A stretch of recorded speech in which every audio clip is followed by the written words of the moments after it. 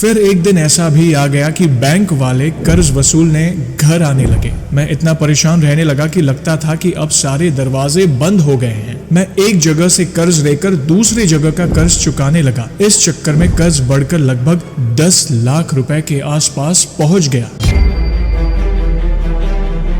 ये एक जानलेवा कंडीशन है। इमीडिएटली डॉक्टर ने मेरी ऑपरेशन की तैयारी की, पर वो श्योर नहीं थे कि मैं बच पाऊंगी। उस दिन मुझे पहली बार एहसास हुआ कि जिंदगी की कीमत क्या है। जब मैंने अपनी मौत के खौफ को अपने घर वालों की आंखों में देखा, तब मुझे एहसास हुआ कि मेरी जिंदगी सिर्फ मेरे लिए ही नहीं बल्कि मेरे घर वालों के लिए भी कितनी कीमती है। भक्ति की शक्ति है ये, हनुमान चालीसा की शक्ति है ये, हनुमान चालीसा के संकल्प की शक्ति है ये, जो इन दोनों भक्तों ने अनुभव किया। जय श्री राम दोस्तों, कैसे हो आप सब। आज के इस व्लॉग में आप सभी का स्वागत है। दोस्तों, वीडियो में आगे बढ़ने से पहले सभी भक्तों को बहुत बहुत धन्यवाद जो आपने मेरे पिछले स्पेशल व्लॉग को इतना प्यार दिया, प्यारे प्यारे कमेंट किए। जो भी भेंट आई थी मुझे भक्तों से, उसके बारे में आपने स्पेशल कमेंट किए, उसके लिए बहुत बहुत धन्यवाद। और आज का व्लॉग भी बहुत ही अद्भुत होने वाला है, क्योंकि आज एक नहीं फिर से दो अलग अलग भक्तों के अनुभव लाया हूं। ध्यान से आखिर तक देखिएगा, क्योंकि कहीं ना कहीं हमारे सवालों के जवाब छुपे होते हैं इन अनुभव में। इन अनुभव को देखने के बाद मैं गारंटी के साथ कहता हूं कि प्रभु के प्रति आपका विश्वास और बढ़ जाएगा और आप खुद कहोगे कि ये तो सिर्फ हमारे बजरंगबली ही कर सकते हैं। तो ध्यान से इस वीडियो को आखिर तक अवश्य देखिए। वीडियो पसंद आए तो लाइक और शेयर करना ना भूले। नए हो तो चैनल को सब्सक्राइब करें। जय श्री राम का नारा लगाकर बेल आइकॉन को अवश्य दबाएं, ताकि आने वाले नए नए इंटरेस्टिंग व्लॉग्स हमारे फैमिली से जुड़े हो, Q&A वाले हो, या फिर ऐसी प्रभु से जुड़ी कोई कथा क्यों ना हो, आप सबसे पहले देख सके। वीडियो में आगे बढ़ने से पहले हम जानेंगे पिछले व्लॉग में पूछे गए सवाल का सही जवाब, और मैं करूंगा 3 भक्तों के नामों का शाउट आउट। सवाल था, लाल देहला लील से अरुधरी लाल लंगूर, ये पंक्ति किस पाठ की है? और इसका सही उत्तर है संकट मोचन हनुमान अष्टक की। और सही जवाब देने वालों में से 3 जो नाम है मैंने पिकअप किए हैं, वो है, पहला नाम है बिजॉय बरॉय, जो कि आसाम के डिस्ट्रिक्ट करीमगंज विलेज है, गुम्बीरा घाट। धन्यवाद बिजॉय जी सही उत्तर देने के लिए। जय श्री राम आपको। दूसरे भक्त का नाम है नीलम वराजी, जो जामनगर गुजरात से बिलोंग करती है। धन्यवाद नीलम जी सही उत्तर देने के लिए। जय श्री राम आपको। और तीसरा नाम है चंद्र प्रकाश जी मुंबई से। आपका बहुत बहुत धन्यवाद चंद्र प्रकाश जी सही उत्तर देने के लिए। जय श्री राम आपको। और दोस्तों, आज का सवाल है, हनुमान चालीसा के रचनाकार कौन थे? प्लीज कमेंट में इसका जवाब दीजिए, और जवाब के साथ आपका पूरा नाम और आप कहां से बिलोंग करते हैं वो भी मेंशन करिए, यानी किस शहर से, किस गांव से, वो भी मेंशन अवश्य करिएगा। पहला अनुभव भेजा है एक पुरुष भक्त ने। ध्यान से सुनिएगा। मैं अपना नाम गुप्त रखना चाहता हूँ। मैं बिहार के पटना से हूँ। आज से तकरीबन साल भर पहले मेरी जिंदगी में समझिए कि भूचाल आ गया था। मैं जॉब तो कर रहा था, लेकिन किसी कारणवश मैं कर्ज के दलदल में फंसता चला गया। जब कर्ज बढ़ने लगा तो उल्टा सीधा काम जैसे जुआ, गेमिंग ऐप पे पैसे लगाना, ये सब शुरू हो गया, जिससे मेरी हालत और खराब हो गई। फिर एक दिन ऐसा भी आ गया कि बैंक वाले कर्ज वसूलने घर आने लगे। मैं इतना परेशान रहने लगा कि लगता था कि अब सारे दरवाजे बंद हो गए हैं। मैं एक जगह से कर्ज लेकर दूसरी जगह का कर्ज चुकाने लगा। इस चक्कर में कर्ज बढ़कर लगभग 10 लाख रुपए के आसपास पहुंच गया। मेरी तनख्वाह 30,000 थी। बैंक वाले के डर से घर पर रहना मुश्किल हो गया था। फिर मैंने YouTube पर कर्ज से निकलने का उपाय ढूंढ रहा था। तभी जयेश भाई आपका एक वीडियो मुझे दिखाई दिया। मैंने अनमने ढंग से वीडियो प्ले करके पूरा देखा, जिसमें किसी भक्त ने बजरंगबली से जुड़ा अपना अनुभव शेयर किया था। वीडियो देखने के बाद मेरा मन थोड़ा शांत हुआ। फिर मैंने आपका पुराना वीडियो सर्च कर देखना शुरू किया। उसके बाद मैंने बजरंगबली का निष्ठा भाव से पूजन करना शुरू कर दिया। पूजा शुरू करने के बाद समस्या कम तो नहीं हुई, पर मन थोड़ा शांत रहने लगा। रोज हनुमान मंदिर भी जाने लगा। फिर आपके द्वारा बताए गए वीडियो में संकल्प लेकर पूजा करना बताया गया, वो भी मैंने किया। मैंने 11 दिन का संकल्प लेकर हनुमान चालीसा का रोज 108 बार पाठ किया। सब करने के बाद भी कोई रास्ता नजर नहीं आ रहा था, ना ही कोई मुझे समाधान मिल रहा था।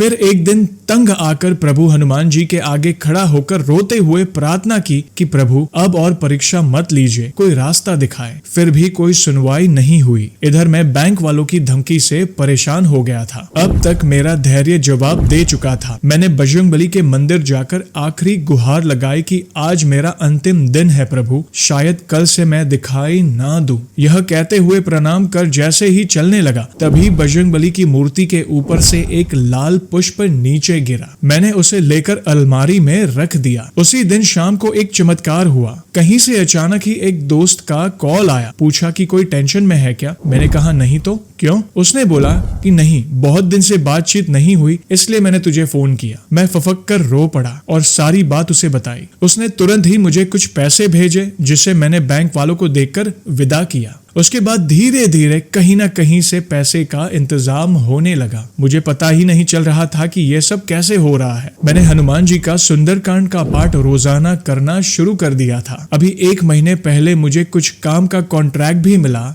जिसका प्रॉफिट लगभग 10 लाख रुपए आज मेरे पास कैश में आया। आज मैं आंसू भरे आंखों से वो पैसे गिन रहा था और प्रभु हनुमान जी के बारे में सोच रहा था। जयेश भाई, मैं सोच रहा था कि प्रभु हमारे जैसे इंसान पर भी अपनी कृपा कर सकते हैं क्या? आज मेरी नौकरी तो सुरक्षित है ही, बाहर से काम का कॉन्ट्रैक्ट भी आसानी से मिलने लगा है। मैं प्रभु हनुमान जी के साथ आपका भी शुक्रगुजार हूँ कि आपके इस तरह के वीडियो सेशन से मुझे प्रभु के नजदीक पहुंचने में मदद मिली। धन्यवाद जयेश भाई। नहीं भैया, मुझे ना धन्यवाद करे, प्रभु को करें, क्योंकि जो हो रहा है उनकी कृपा से हो रहा है। और मुझे अच्छा लगा कि आपकी परिस्थिति कैसे बदली। इतना जो घोर संकट आया था, आपने जो विश्वास रखा, प्रभु के चरणों में आपने शरणागति ले ली, तो प्रभु ने देखिए रास्ते कैसे आपके लिए खोल दी और सारी व्यवस्था कर दी। बहुत अच्छा लगा जानकर। आपका ये अनुभव कईयों के लिए इंस्पिरेशन है। चलिए बढ़ते हैं दूसरे अनुभव पर। और ये अनुभव भेजा है एक महिला भक्त ने। मैं अपना नाम गुप्त रखना चाहती हूँ। मैं वेस्ट बंगाल की रहने वाली हूँ। मेरी माँ हनुमान जी को बहुत मानती है, पर मैंने कभी उनकी भक्ति नहीं की थी और ना ही मैंने कभी हनुमान चालीसा का पाठ किया था। 2013 में 7.5 के दौरान मैंने हनुमान चालीसा का पहली बार पाठ किया। धीरे धीरे उस फेज के खत्म होने के साथ ही मेरा पाठ करना भी छूट गया, पर उस टाइम से मुझे डिप्रेशन और एंजाइटी का प्रॉब्लम रहना शुरू हो गया। बहुत डॉक्टर को दिखाने के बाद और काउंसलिंग करने के बाद भी कुछ फर्क नहीं पड़ा। मुझे सुसाइडल थॉट्स भी आते थे। मैं जिंदगी जीना भूल गई थी। जिंदगी मानो मेरे लिए एक सजा है। फिर 2021 में मेरी माँ की तबीयत बहुत ज्यादा खराब हो गई। वो 4 बार हॉस्पिटल में एडमिट हुई। तब फिर से मैं हनुमान जी की शरण में आई और उनसे विनती करने लगी कि वे मेरी माँ को ठीक कर दे। हम हर रोज सुबह शाम हनुमान चालीसा का पाठ करते थे और मैंने उनको अपना भाई भी माना है। उनको राखी भी बांधना शुरू किया मैंने। फिर धीरे धीरे मेरी माँ ठीक हो गई और मेरा प्रभु पर विश्वास और बढ़ गया। और अब मैं अपना वो अनुभव शेयर करूंगी जिससे मेरा पूरा जीवन ही बदल गया। मैं 2 साल से माँ बनने की कोशिश कर रही थी, पर सब टेस्ट रिजल्ट नॉर्मल होने के बावजूद मैं कंसीव नहीं कर पा रही थी।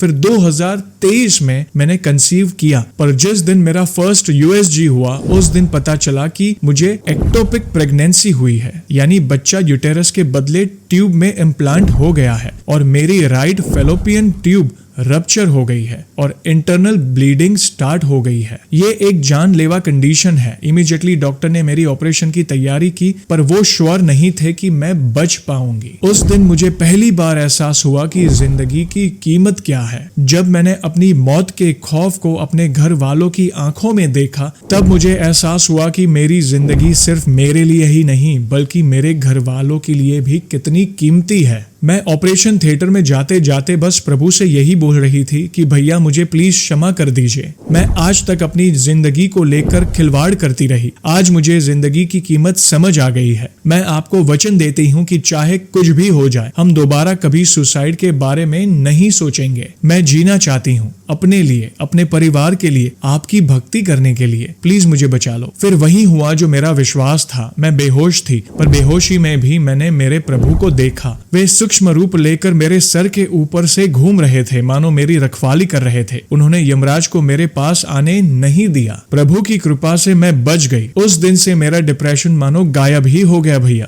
थोड़ा एंजाइटी तब भी था, पर वो भी 108 बार हनुमान चालीसा के पाठ से पूरी तरह से खत्म हो गया। ये मेरा दूसरा जन्म था जो मुझे मेरे प्रभु से मिला है। भले ही मैंने अपना पहला बच्चा खो दिया हो, पर मुझे उस दर्द से सदा के लिए मुक्ति मिल गई, जिस दर्द से मुझे इतने सारे डॉक्टर भी बाहर ना निकाल सके। ये हादसा अगर नहीं होता तो मुझे जिंदगी की कीमत नहीं समझ आती और ना ही मेरा डिप्रेशन खत्म होता। प्रभु ने मुझे जीना सिखा दिया। जयेश भाई, घर वापस आने के बाद मुझे आपके वीडियोस मिले, जिससे मुझे बहुत प्रेरणा मिली और वहीं से मुझे हनुमान चालीसा के संकल्प के बारे में पता चला। तब ही मैंने सोचा था कि हम आपसे अपना अनुभव शेयर करेंगे। तब से मैं हर रोज हनुमान चालीसा और पंचमुखी हनुमान कवच का पाठ करती आ रही हूँ और मंगलवार को बजरंग बाण हनुमान अष्टक का पाठ भी करती हूँ और सुंदरकांड का पाठ सुनती हूँ। और सबसे खुशी की बात यह है कि प्रभु के आशीर्वाद से इस साल में माँ भी बन गई और मुझे एक प्यारी सी बेटी हुई है। आखिर में मैं बस यही कहूंगी कि चाहे कुछ भी हो जाए, प्रभु पर आस्था रखिए, विश्वास रखिए, वे आपकी सहायता करने आएंगे ही आएंगे। तो ऐसे ही है हमारे बजरंगबली। जय श्री राम।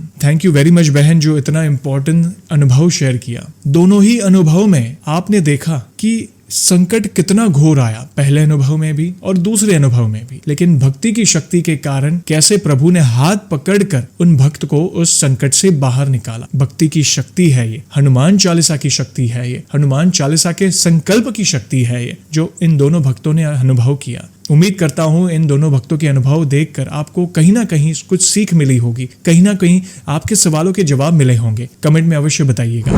और दोस्तों, आप सभी को तो पता ही होगा कि व्लॉग को हम ऐसे ही एंड नहीं करेंगे। प्रभु के नाम का गुणगान जो करना है, ध्यान से इन पंक्तियों को सुनिएगा और कमेंट में मुझे अवश्य बताइएगा कि हनुमान जी से जुड़ी ये पंक्तियां आपको कैसी लगी। तो बोलिए सियावर रामचंद्र की जय, पवन सुत हनुमान की जय। रावण पुत्र मेघनाथ ने हनुमान जी पर ब्रह्मपाश फेंका। हनुमान जी चाहते तो बड़ी सरलता से उसे निष्प्रभावी कर सकते थे, लेकिन मेघनाथ को ब्रह्मदेव द्वारा दिए गए वर का मान रखने व रावण को सुधारने का एक प्रयत्न करने के लिए वे स्वयं ही बंधने का स्वांग रचते हुए मेघनाथ के साथ साथ रावण की सभा में चले आए। हनुमान जी इतने करुणावान है कि उन्होंने अपने इष्ट प्रभु श्री राम के परम शत्रु राक्षस राज रावण के हित की भी चिंता की। उस सभा में भी अपने स्वभाववश पूर्ण निर्भय रहते हुए वे रावण को समझाते हैं कि तुम्हारी आत्मा भी शुद्ध ही है, किंतु अहंकारवश तुम क्यों अपने पतन की ओर बढ़ रहे हो। यदि कल्याण चाहते हो तो माता सीता को ससम्मान प्रभु श्री राम को सौंप दो एवं